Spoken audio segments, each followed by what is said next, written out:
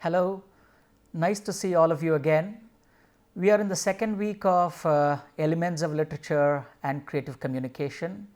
During the first week, we discussed various insights concerning literature, and in this week, we are going to discuss different forms and genres concerning literature and how language, society and culture, the trifecta of language, society and culture, it interacts with literature as such. I have some interesting quotes here that discuss the intersections between literature and society here. The first one is by Goethe, a poet laureate, an extraordinary poet who proposed the concept of world literature for the first time. In fact, today comparative literature and world literature, they have got to gain much from the works of Goethe, and therefore we begin this class with Goethe's well-known quote. He says that the decline of literature indicates the decline of a nation. Look at the connections here. He is equating literature and nation, and they are directly proportional to each other. So, inversely speaking, the rise of literature in a society is indicative of the rise of societal structures, societal standards as a whole. Conversely speaking, if there is a decline in societal standards and societal values, automatically there would be a decline in literary values too. So, they are related. There is a wonderful correlation between literature and society here. We have Salman Rushdie. You need no introduction to Salman Rushdie because you are already aware of his international stature. Salman Rushdie says that literature is a place I go to explore the highest and lowest places in human society and in the human spirit, where I hope to find not absolute truth, but the truth of tale of the imagination and of the heart. Literature becomes a place of solace. Literature becomes a place where you can take your battles and fight out things there. So, literature also becomes a place of recluse for Salman Rushdie here. So, here I have an interesting concept discussed in detail by E.K. Ramanujan, another well-known linguist, writer, poet. He says in his influential essay, Where Mirrors Are Windows, he discusses literature's relationship with society in very many insightful ways. The title of the article is Where Mirrors Are Windows. So, it's true. In fact, it's true when we say that literature holds up a kind of a mirror to society, because it reflects the follies, the foibles, the virtues, the vices of society. But it's not just a mirror, because if we need to find only the reflection of society in literature, we don't need literature as such, because we live in society, right? So, this is where literature goes a step ahead and also becomes a window. So, here the concept of mirrors and windows, they are more like metaphors. So, mirror is a place where you find reflection, where you get to see how you are. So, that helps you to shape up your appearance to a certain extent. But window, metaphorically speaking, is a place through which you look at the world around. In fact, it's a gateway to the world around, right? Window is a gateway to the world around. So, literature on the one hand acts as a mirror reflecting society as it is, and also allowing the society to interact with the world around. When I say society, people in it or the readers, right? So, here is an extraordinary opportunity that literature is creating.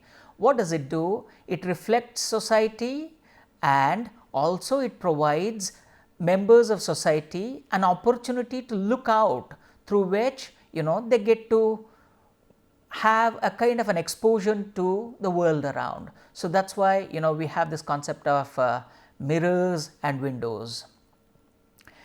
So, in the same essay, Ramanujan argues that literature can have a kind of a three-way responses, three-way relationships with society. Of course, literature has many ways of connecting with society. We have discussed that in the first class. But here in this particular essay, he brings out three relationships that literature and society share with each other. One is the responsive relationship. What do you mean by responsive relationship?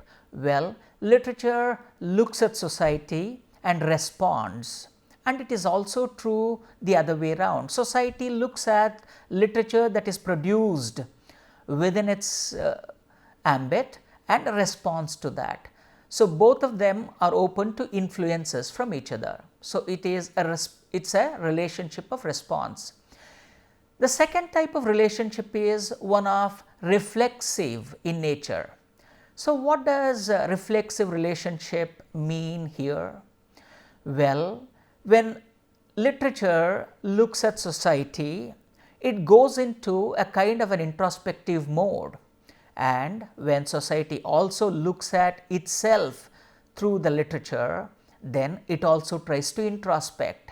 So, this is probably a mirror stage, it is a mirror stage. So, if some corrections are required to your appearance, you do that, right. Similarly, probably literature and society, they can correct each other. The third is a subversive stage or a subversive relationship. Here what happens? Literature looks at society and finds society inadequate in many ways. Therefore, it goes into a kind of a ballistic mode and acts as a subversive force. It subverts, it disrupts so that it can create society afresh in the way humanity wants it, in the ideal way humanity wants it. So, these are roughly speaking some kind of relationships that we can forge between literature and society. Please remember, these are almost cursory areas, and it is not that we exhaust a topic when we discuss them. We do not do that, you know that well. We initiate you to think about the larger concepts and consequences through these lectures.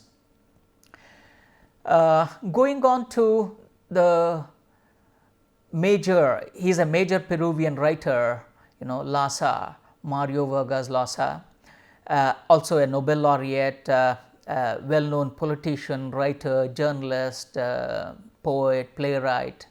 He dons many roles. He says that good literature is absolutely necessary for a society that wants to be free. Now, look how literature acts as a kind of a corrective agent here. Literature is required for a society to be free. It becomes a kind of an active agent that ensures freedom in very many respects. Because literature at its core, we discussed this idea in the very first class or probably during the first week. Literature is a space, literature is a space, or we can call literature an agent that brings in a democratic space in the ethos, in the sensibilities as well. Society generally should be democratic, but literature, what does literature do? Literature also brings in a kind of a democratic ethos, democratic sensibilities among us. Therefore, Llosa says that literature is essential to bring in the concept of freedom. I have two excerpts here. Please read these excerpts, and after reading these excerpts, we can take up a couple of questions. These questions, more reflective questions about our perspective towards the subjects discussed here. The first is by Charles Dickens and written in the 19th century. "I'll tell you," said she, in the same hurried, passionate whisper, "what real love is. It is blind devotion, unquestioning self-humiliation, utter submission, trust and belief against yourself and against the whole world, giving up your whole heart and soul to the smitter, as I did." The second is by E.M. Foster, "A Room with a View," beginning of the 20th century. "This desire to govern a woman, it lies very deep, and men and women must fight it together. But I do love you surely in a better way than he does," he thought. "Yes, really in a better way. I want you to have your own thoughts even when I hold you in my arms."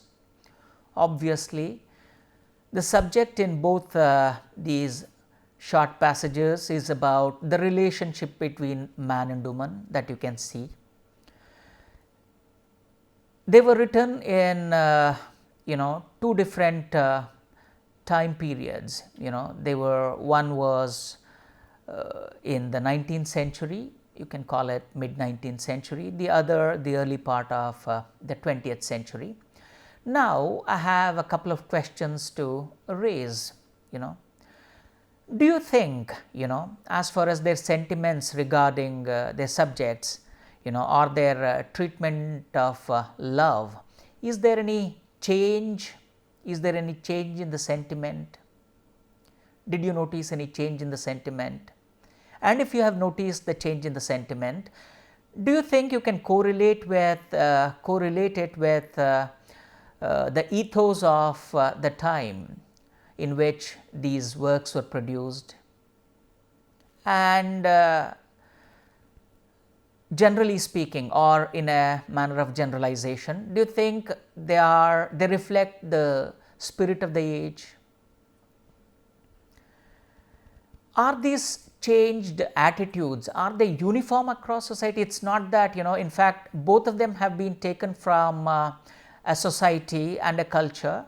It's been taken from the same society and culture, So, if you have noticed change, do they reflect the change in the period in which they were written? Or do you think these things are uniform? So, we have already discussed in the last class, we have created a forum for you. You can answer any of these questions. These are questions more of self-reflexive kind of questions. So, therefore, you can post your comments there. Please remember, don't be in a hurry to post anything. Pause for a while. These questions do not direct you to answer in a particular way. No, they are just general questions. It's not that you need to agree with them or you need to disagree with them. You can partially agree, partially disagree. That's your call. But they are not indicative of the direction you need to take as far as answering them. All right. I have another excerpt, this time from poetry. And again, here, unlike the first set of excerpts, these excerpts here, they are taken from the early part of the 20th century. Again, the subject of both these excerpts of poems, it's war, their attitude towards war. The first is by Rupert Brooke from a poem called The Soldier, written in 1915. Now look at this. "If I should die, think only this of me, that there is some corner of a foreign field that's forever England. There shall be in that rich earth a richer dust concealed." How war is being eulogized here, how in the course of war, if you die, you think you would be dying in a part of the soil, though you are far away from the land that you belong to, you would still want to consider that land where you are about to die as your land, something like that. The second is by Wilfred Owen, 1918, hardly a couple of years of difference. "Our limbs so dear achieved, our sides full nerved, still warm, too hard to stir. Was it for this the clay grew tall?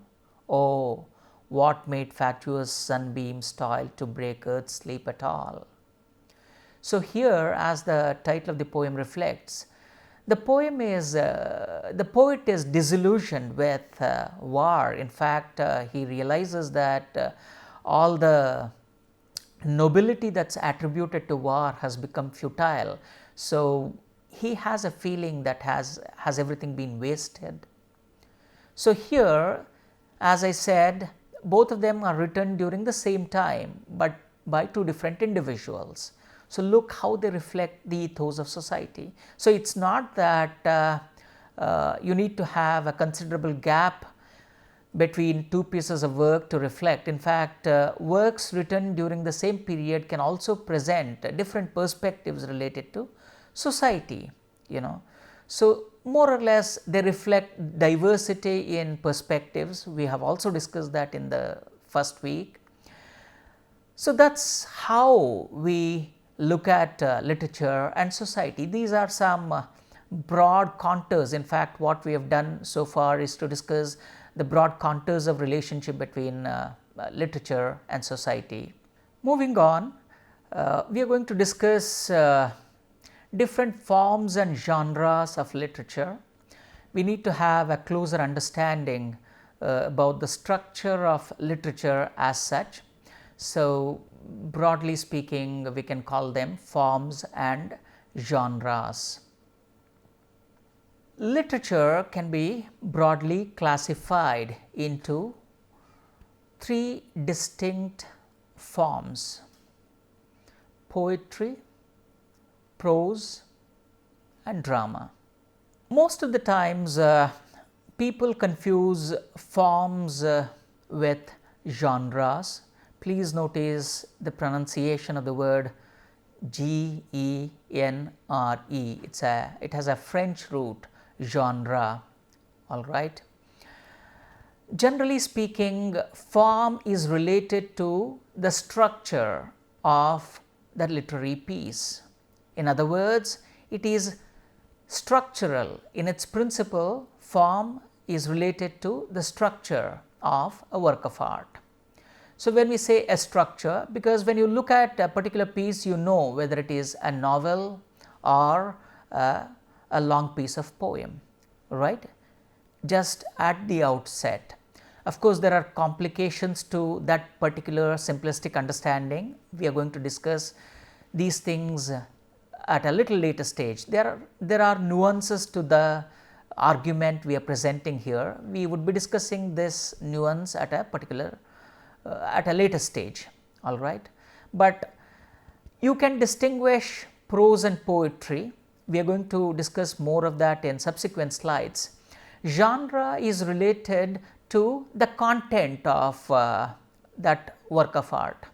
It is related to the content of the work of art. Say for instance, you are talking about the element of mystery.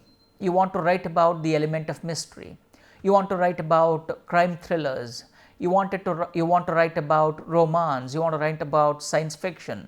So, this is more about the content, right, because when you read a particular work of art, you would know whether it is historical, whether it is crime thriller, whether it is mystery, horror. So, this is about content. So, content based division of literature is called genre, generally speaking, and structure based division can be called form.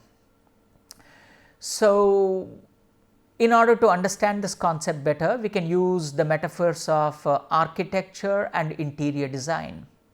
Form is more about architecture, the outer structure, and genre is more about the interior design, all right. And interestingly, prose and verse, in fact, many people think that prose and poetry, they are opposites. No, they are definitely not opposites. They are different manifestations of language.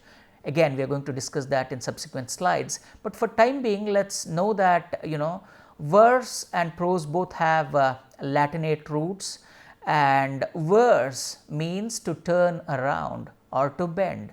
Prose means it is to be straightforward, to go straightforward or direct. They have a Latinate root, and accordingly, prose, in prose when you read any prose piece, the meaning is generally simple, it is straightforward, what you see. Again, there is a nuanced argument to this, we would be discussing that a little later. And when you look at a piece of verse, then you need a couple of readings to understand that, something like this. But leaving aside these classifications, very broadly speaking, we can say that there are, because literature is all about sensibilities, right. So, we can say that there is prose sensibility and there is poetic sensibility. So, forget form, forget structure here.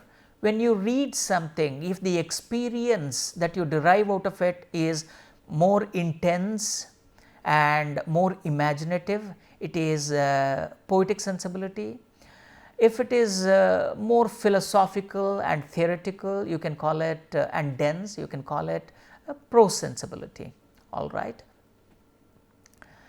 So, going ahead, how do you distinguish prose and poetry?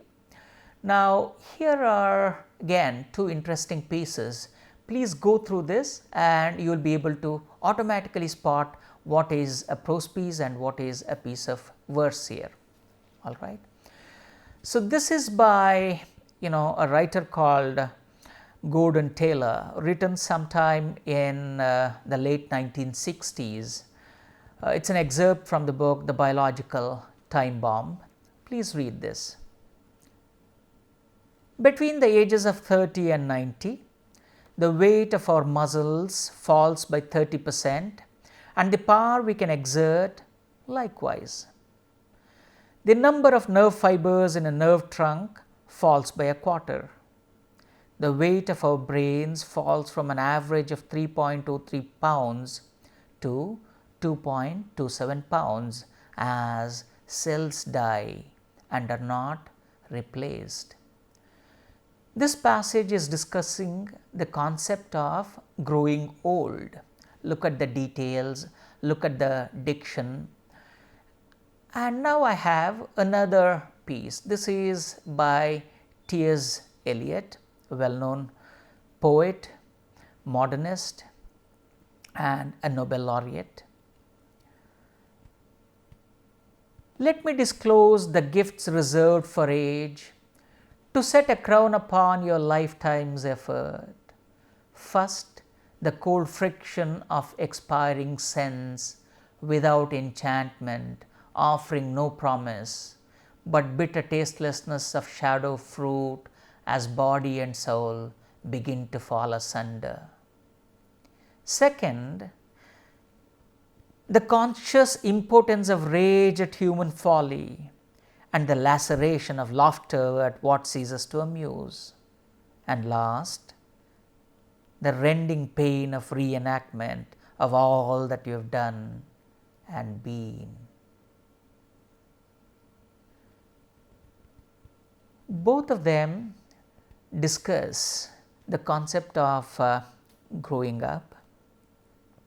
In that sense, you can find parallels between both these excerpts here, though they are odd, they are still parallel, and therefore you can compare them.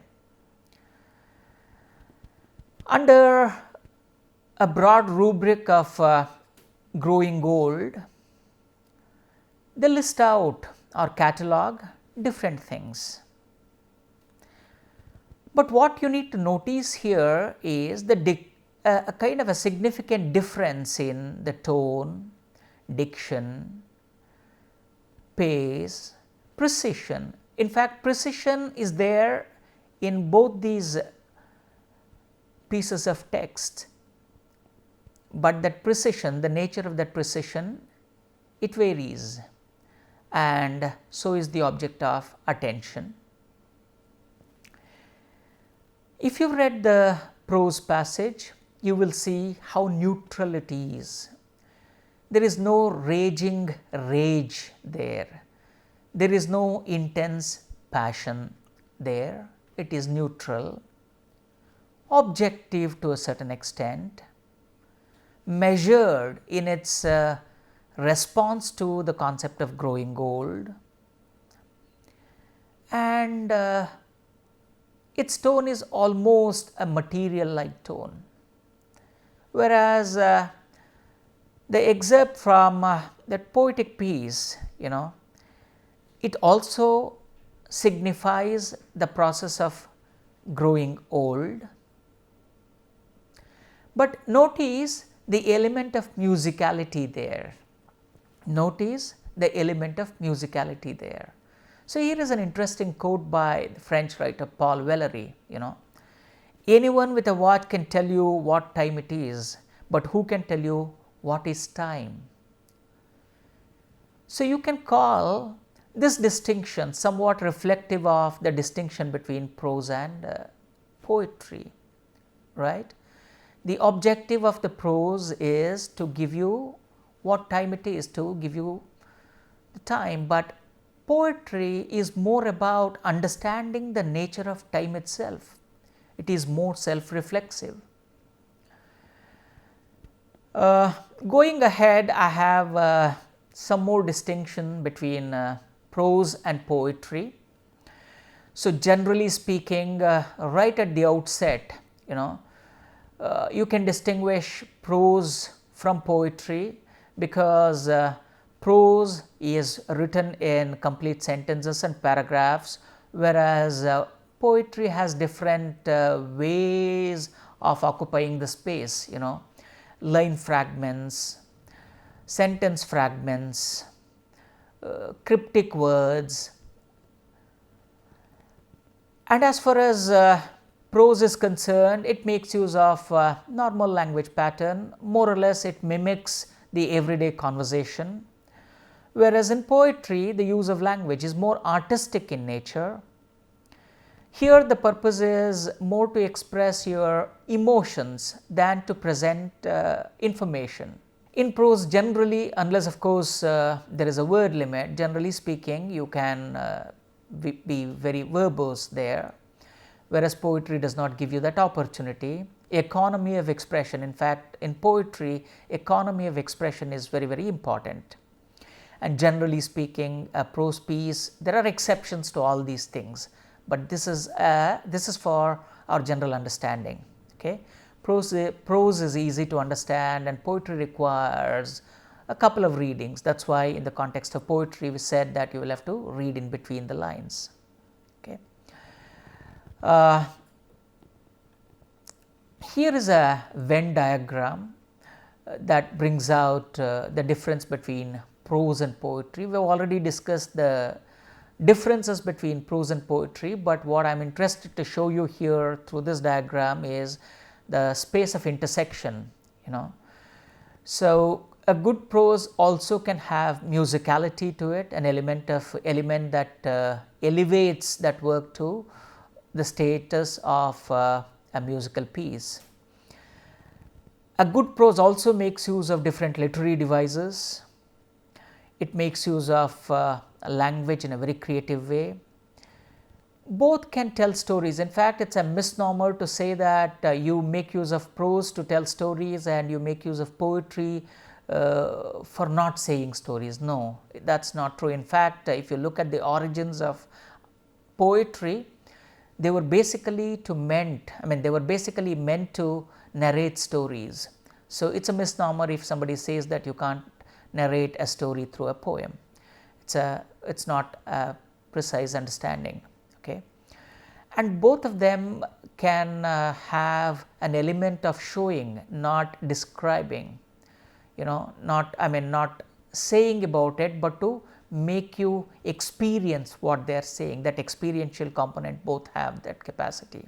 I was discussing the concept of intersections here. So, we also have something called prose poetry. I was discussing exceptions to these generalizations. Intersections of prose and poetry. You have a prose poem, it is called prose poetry, or a lyrical essay. Even an entire novel is written in poetry. So, there are a lot of exceptions to this.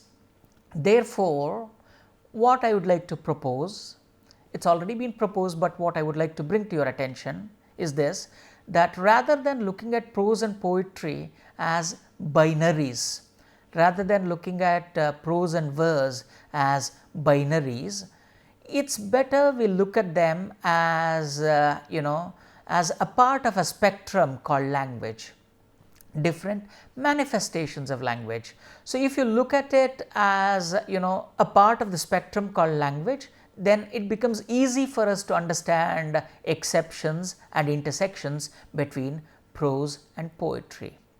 Nevertheless, there are some writers who have taken strong liking to prose, strong liking towards poetry. So, let us discuss some of them.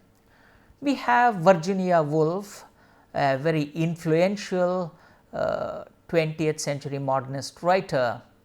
She says, it's true, poetry is delicious, the best prose is what which is most full of poetry. So, she here you will find her leaning more towards poetry than prose. So, here is another beautiful comparison. Poetry is to prose what dancing is to walking. Both relate to movement, like walking and dancing, they are related to movement, but one is more an aesthetic movement, an elegant movement, the other is more day to day movement. So, the difference between poetry and prose is something like that. Almost extending the analogy, we have another one which says prose talks and poetry sings. Here they are compared to talking and singing. Prose is like talking, poetry is like singing. I just want you to reflect on all these things and see if you agree with them or disagree with them. If you wish to have your own opinions, I am just taking you through some of these diverse opinions concerning prose and poetry here. And we have Samuel Taylor Coleridge, well known poet, considered a romantic poet. This romantic has got to do with the age, romanticism, the movement, the literary movement. So, he says prose is words in their best order, poetry is best words in best order. Think about this clever statement by Samuel Taylor Coleridge. Poetry is so close to music, not just in cadence and sound, but in silences. That's why, to me, I can't talk about prose poems, I can talk about poetic prose. Again, a leaning towards poetry more. Prose is not something to follows. Here is again an opinion. I just came across, while I was looking at some of these quotes, I came across a kind of a witty commonplace quotation. It said, in marriage, if the first chapter of marriage is poetry, the remaining chapters are prose. If the first chapter of marriage is poetry, the remaining chapters are prose. What do you mean by this? Think about it. We will continue this discussion in the next class. Thank you.